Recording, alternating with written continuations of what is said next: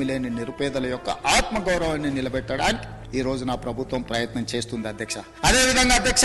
ఒకనాడు మీకు తెలుసు, ఆనాటి ప్రభుత్వం కేంద్ర ప్రభుత్వంతో కిల్లి కజ్జాలు పెట్టుకొని ఫుడ్ కార్పొరేషన్ ఆఫ్ ఇండియా సేకరించే వడ్లను సేకరించకపోవడం, ఇవ్వాల్సిన బియ్యం ఇవ్వకపోవడం, మిల్లర్లతో కుమ్ముక్కై ఆనాడు సివిల్ సప్లైస్ మినిస్టర్ నుంచి ముఖ్యమంత్రి వరకు మిల్లర్ల ఒత్తిడికి లొంగి మిల్లర్లతో కుమ్ముక్కై ఆనాడు వడ్లు కొనకపోవడం, కేంద్రం కొంటలేదు కాబట్టి మేము కొనం, రాష్ట్ర ప్రభుత్వం వ్యాపార సంస్థ కాదు, మాకు నష్టాలు వచ్చినాయి, 100 కోట్ల రూపాయల నష్టాలను చూపించి వడ్లను కొనడమే ఆపేసి చివరికి ఆనాటి ముఖ్యమంత్రి గారు ఏమన్నారు అధ్యక్ష? ఊరేసుకుంటే ఊరేసుకున్నట్టే అన్నాడు అధ్యక్ష. ఎవరైనా ఒక బాధ్యత కలిగిన ముఖ్యమంత్రి గారు రైతుల కష్టం వచ్చినప్పుడు ఆదుకోవాలి, అండగా నిలబడాలి. ఒకవేళ రైతులు ఆత్మహత్యలు చేసుకుంటుంటే మీరు చేసుకోవద్దు, మేము అండగా నిలబెడతాం, అవసరమైతే కేంద్ర ప్రభుత్వంతో కొట్లాడతాం, మేము వడ్లను కొనుగోలు చేస్తామని చెప్పకుండా మీరు ఊరేసుకుంటే ఊరేసుకున్నట్టే అని బరి తెగించి మాట్లాడితే,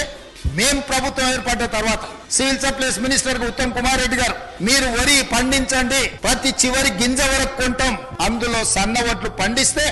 500 రూపాయల బోనస్ ఇచ్చి కొంటామని చెప్పి 1200 కోట్ల రూపాయల పైగా 1206 కోట్ల రూపాయలు సన్న వడ్లకు బోనస్ ఇచ్చి ఈసారి పంట అత్యధికంగా పండించే రైతులు ఈ రోజు రాష్ట్ర ప్రభుత్వానికి వడ్లు 1,56,00,000 మెట్రిక్ టన్నులు అమ్మి మనకి ఈ రోజు పంట పండించారు అధ్యక్ష.